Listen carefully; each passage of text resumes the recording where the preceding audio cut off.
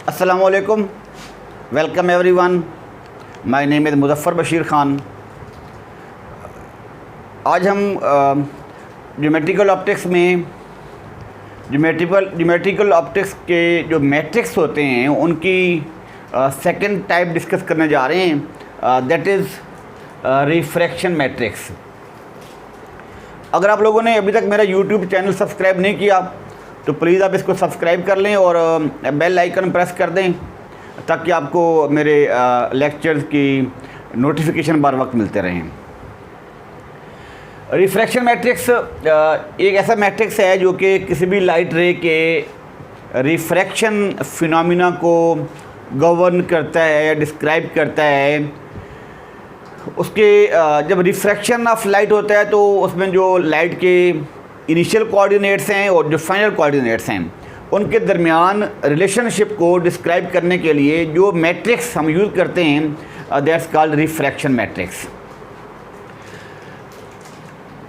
इस refraction matrix को describe करने के लिए, इसको एस्टेब्लिश करने के लिए, इसको बनाने के लिए, इसको राइट डाउन करने के लिए हम लोग एक लाइट रे ले रहे हैं ए बी,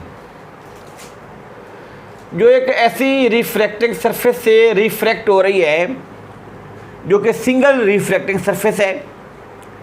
अब इसको कह सकते हैं कोई गिलास की शीट है, इसमें से जो ये वाला है ना इसका मीडियम, इसका रिफ्रैक्टिव इंडेक्स n1 है और दूसरी साइड पर इस रिफ्रैक्टिंग सरफेस के सेकंड साइड पे, दूसरी साइड पे जो मीडियम है उसका रिफ्रैक्टिव इंडेक्स n2 है। ये लाइट रे ए बी पॉइंट P पे जाके इंसिडेंट होती है, फिर उसके बाद दूसरे मीडियम में जब एंटर होती है तो ज़ाहिर बात है, हम जानते हैं कि रिफ्रैक्शन ऑफ लाइट जब भी कभी होता है तो लाइट रे का पाथ और डायरेक्शन बेंड होता है, थोड़ी चेंज होती है लाइट रे की डायरेक्शन।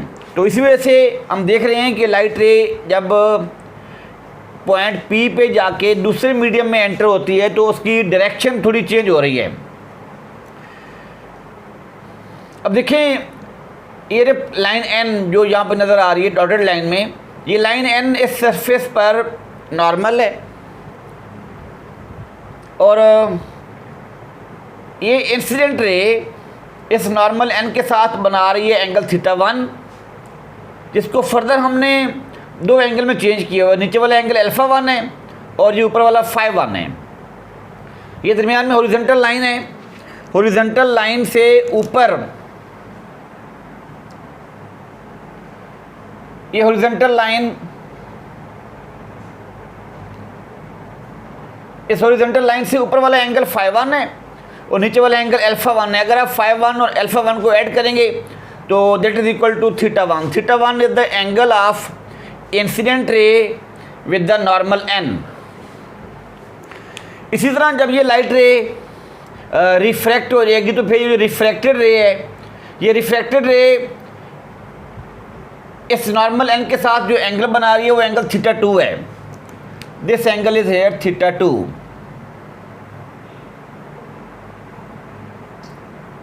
तो ये लाइट रे, जो ये रिफ्रैक्टेड लाइट रे इस नॉर्मल n के साथ बना रही है एंगल θ2 है।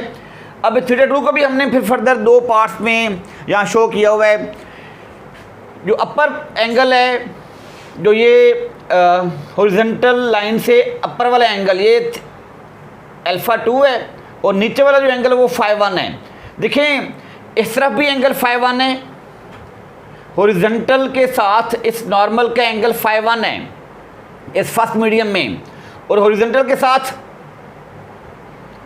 इस नॉर्मल का एंगल जो लोअर साइड पे ये भी φ1 है। क्यों? ये दोनों एंगल इक्वल हैं, ऑल्टरनेट एंगल्स हैं, ये इक्वल होंगे। φ1 जो लेफ्ट साइड पर है और जो φ2 राइट साइड पर है। ये φ1 नॉर्मल के साथ वो एंगल है जो ये हॉरिजॉन्टल लाइन बना रही है φ1, और इस तरफ भी ये φ1 वो एंगल है हॉरिजॉन्टल के साथ जो ये नॉर्मल बना रहा है, ये φ1 है। दोनों इक्वल हैं क्योंकि ये ऑल्टरनेट एंगल्स हैं। बट यहाँ पर α1 और ये α2 इक्वल नहीं होंगे, डिफरेंट होंगे। उसकी वजह ये है कि α1 इस इंसिडेंट रे का वो एंगल है जो ये बना रहा है विद हॉरिजॉन्टल लाइन, और अल्फ़ा 2 इस रिफ्रैक्टेड रे का एंगल है जो ये बना रहा है विद दिस हॉरिजॉन्टल लाइन, क्योंकि रिफ्रैक्टेड रे और इंसिडेंट रे एक ही डायरेक्शन में नहीं है, इनकी डायरेक्शन में थोड़ी चेंज हो रही है। तो डायरेक्शन में चेंज की वजह से यहाँ पे अल्फ़ा 1 और ये alpha 2 they are not equal नहीं है, बट फाई 1 और फाई 2 इक्वल हैं, क्योंकि हॉरिजॉन्टल का और नॉर्मल के दरमियान एंगल सेम रहेगा। ये तो है इसकी रे डायग्राम। हम लोगों ने जो रे ले रखी है वो रे ए बी है, that is refracting from one medium जिसका रिफ्रैक्टिव इंडेक्स n1 है to other medium which is having refractive index n2। n1 first medium का रिफ्रैक्टिव इंडेक्स है और n2 सेकेंड मीडियम का रिफ्रैक्टिव इंडेक्स है। क्योंकि इन दो मीडियम का रिफ्रैक्टिव इंडेक्स डिफरेंट है तो इसकी वजह से लाइट रे की डायरेक्शन चेंज होगी, लाइट रे अपना पाथ चेंज करेगी, बेंड होगी, और ये वाला प्रोसेस कहलाता है रिफ्रैक्शन ऑफ लाइट। इसी को हम लोग डिस्क्राइब करने के लिए जो मैट्रिक्स बनाने की कोशिश कर रहे हैं वो है रिफ्रैक्शन मैट्रिक्स। देखिए हम लोग यहाँ यूज़ करें Snell's law. According to Snell's law n1 sin theta 1 is equal to n2 sin theta 2, और अगर ये एंगल समान होंगे तो फिर हम ये कहते हैं कि sine theta that is nearly equal to theta. So हम यहाँ लिख सकते हैं कि n1 theta 1 it is equal to n2 theta 2 as sine theta is nearly equal to theta. It's equal number 1।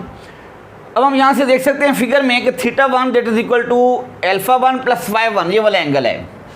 Theta 1 that is equal to alpha 1 plus phi 1, and similarly theta 2 it's at theta 2। Theta 2 ये वो angle है जो refracted रे बना रही है with the normal, it is also called as refracting angle. Theta 2 it is equal to here alpha 2 plus phi 1। यहाँ पे हमने फाई 2 नहीं लिखा, वजह ये है कि फाई 1 अगर हम यहाँ पे फाई 2 लिखते हैं फिर ये फाई 2 और ये फाई 1 इक्वल ही थे, इसी वजह से हमने इसको भी फाई 1 कह दिया है और ये वाला एंगल भी फाई 1 है।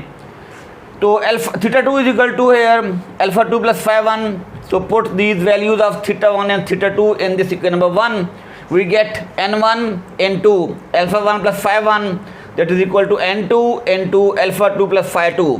इसको मल्टीप्लाई कर देंगे हम, n1 alpha 1 plus n1 phi 1 that is equal to n2 alpha 2 plus n2 phi 2। यहाँ से आप लोग n2 अल्फ़ा 2 की वैल्यू फाइंड कर सकते हैं। ये वाली टर्म जो है ना n2 फाई 1, इसको आप ले जाएंगे लेफ्ट साइड पर, तो n1 phi 1 n1 alpha 1 plus n1 phi 1 minus this term minus n2 phi 1। तो आप n2 अल्फ़ा 2 को आप इस तरह लिख सकते हैं, इसको हमने थोड़ा रीअरेंज किया इक्वेशन को, n2 alpha 2 is equal to n1 alpha 1 minus हमने इन दोनों टर्म में से फाई 1 कॉमन ले लिया और साथ माइनस भी कॉमन लिया, तो माइनस जब बाहर लेंगे तो अंदर आ जाएगा n2 minus n1 into phi 1 that's equal number 2। देखिए हम इस फिगर में हमारे पास जो है सेक्टर PQC फैक्टर है, PQC,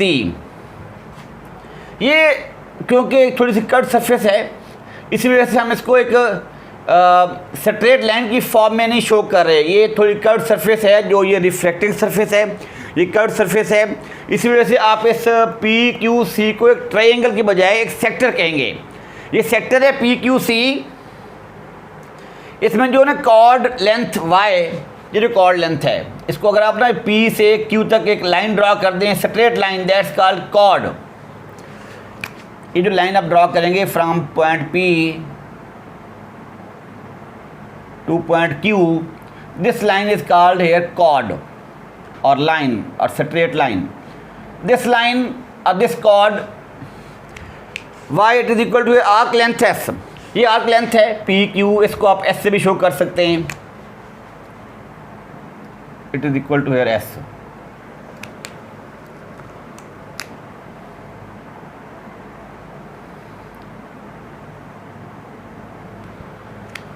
ओके क्योंकि ये इतना बड़ा डिस्टेंस नहीं है, डिस्टेंस क्योंकि स्मॉल है, तो हम यहाँ पे कह सकते हैं कि chord length y that is equal to arc length s, और हम यहाँ यूज़ करेंगे s is equal to r theta, एक रिलेशन होता है s is equal to r theta के लिहाज से हम इस डिस्टेंस को y1 कह रहे हैं ये डिस्टेंस है पी क्यू, तो y1 is equal to r capital R into 5 r is here radius of the curvature of this refracting surface. y1 is equal to r 5 तो यहाँ से 5 लिख सकते हैं y1 ओवर आर। भाई ये वाला एंगल भी 5 है, ये वाला एंगल भी 5 है, ये वाला एंगल भी 5 है, ये एंगल सेम है। 5 is equal to y1 over r. अब ये 5 की वैल्यू अब यहाँ पुट करें कोई नंबर 2 में, तो अब यहाँ से लिख सकते हैं n2 alpha 2 that is equal to n1 alpha 1 minus n2 minus n1 into y1 over r. It is value of 5 जो हमने यहाँ फाइंड की है, 5 की वैल्यू that is equal to y1 over r. हमने r को यहाँ लिख दिया n2 minus n1 over r. अब देखें, अगर आप इस एंगल को रिफ्रैक्टिव इंडेक्स से मल्टीप्लाई करें, that's called optical direction cosine. This lambda is here symbol for optical direction cosine. इसको हम ऐसे लिखते होते हैं, लैम्डा इज इक्वल टू होता है हमारे पास n कॉस अल्फ़ा, और अगर ये अल्फ़ा स्मॉल होगा तो फिर हम कॉस अल्फ़ा और अल्फ़ा को इक्वल कह सकते हैं, फिर हम लैम्डा को यहाँ लिख सकते हैं that's called n alpha. This lambda is here called optical direction cosine.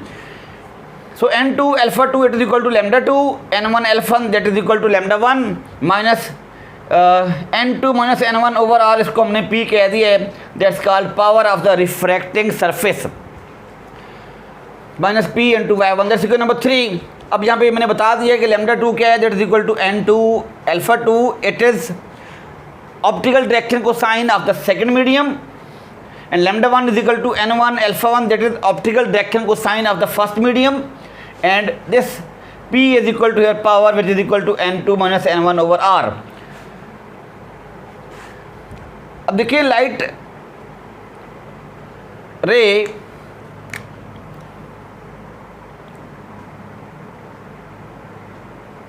Height of the light ray at point P before and after refraction is nearly equal. अभी हम देख रहे हैं कि इस साइड वाली और इस साइड वाली जो हाइट है ना ऑलमोस्ट सेम है, तो हम यहाँ कह सकते हैं कि y2 is equal to y1। y2 is the height of the light ray after refraction and y1 is the height of the light ray before refraction. y2 is equal to y1, so equal number 3 और ये 4, इनको अगर आप लिखना चाहें तो matrix form में ऐसे लिख सकते हैं, lambda 2 is equal to lambda 1 minus p y1 and y2 that is equal to y1। हमने लास्ट लेक्चर में भी बात की थी कि जब आप एक ज्योमेट्रिकल ऑप्टिक्स का मैट्रिक्स बनाना चाह रहे हैं ना, तो उस मैट्रिक्स की मदद से हम लोग असल में कोऑर्डिनेट्स को रिलेट करते हैं। वो कोऑर्डिनेट्स होते हैं हमारे पास लैम्डा और y, या इसको आप अल्फ़ा और y भी कह सकते हैं, या इसको y अल्फ़ा भी कह सकते हैं। ये दो कोऑर्डिनेट्स हैं जिनको आपने करना है रिलेट, y और अल्फ़ा को। These are also called as height coordinate and angle coordinate. इस पर एंगल को फिर हम आगे चल के ऑप्टिकल डायरेक्शन कोसाइन की फॉर्म में लिखते हैं, लैम्डा की फॉर्म में लिखते हैं। तो ये लैम्डा 2 हमने लिया from equation number 3 y1 minus p y1, और y2 is equal to y1 that is number 4। अब इसको हम इस मैट्रिक्स को ऐसे लिख सकते हैं 1 minus p 0 1 into y1 over lambda 1 into y1। अगर इनको आप मल्टीप्लाई करेंगे ना तो ये वाला मैट्रिक्स दोबारा बनेगा। अब ये वाला matrix that's called refraction matrix r that is equal to 1 minus p 0 1 that's called refraction matrix which describe the phenomena of refraction of light. अगर आप इस रिफ्रैक्शन मैट्रिक्स का फाइंड करेंगे डिटर्मिनेंट, तो determinant of r is equal to 1 कैसे find करते हैं, हम इन डायगोनल एलिमेंट्स को मल्टीप्लाई करेंगे, 1 को 1 से मल्टीप्लाई करेंगे, माइनस नॉन डायगोनल को मल्टीप्लाई करेंगे आपस में, वो 0 आएगा, तो 1 माइनस 0 1 आएगा, that is equal to determinant of refraction matrix r that is equal to 1। आप लोगों को याद होगा हमने जो लास्ट लेक्चर लिया था, ट्रांसलेशन मैट्रिक्स का भी डिटर्मिनेंट की वैल्यू 1 ही आती है। तो ये आपके पास ये टॉपिक्स, जो लोग लेज़र एंड ऑप्टिक्स का कोर्स पढ़ रहे हैं स्टूडेंट्स, तो ज्योमेट्रिकल ऑप्टिक्स के जो मैट्रिक्स फॉर्मेशन की टेक्निक है दैट्स वेरी इंपॉर्टेंट। तो सब आप लोग इसको केयरफुली ले लेंगे लेक्चर को और आगे शेयर भी करेंगे ताकि सबका इसमें बेनिफिट हो। बहुत शुक्रिया, थैंक यू वेरी मच।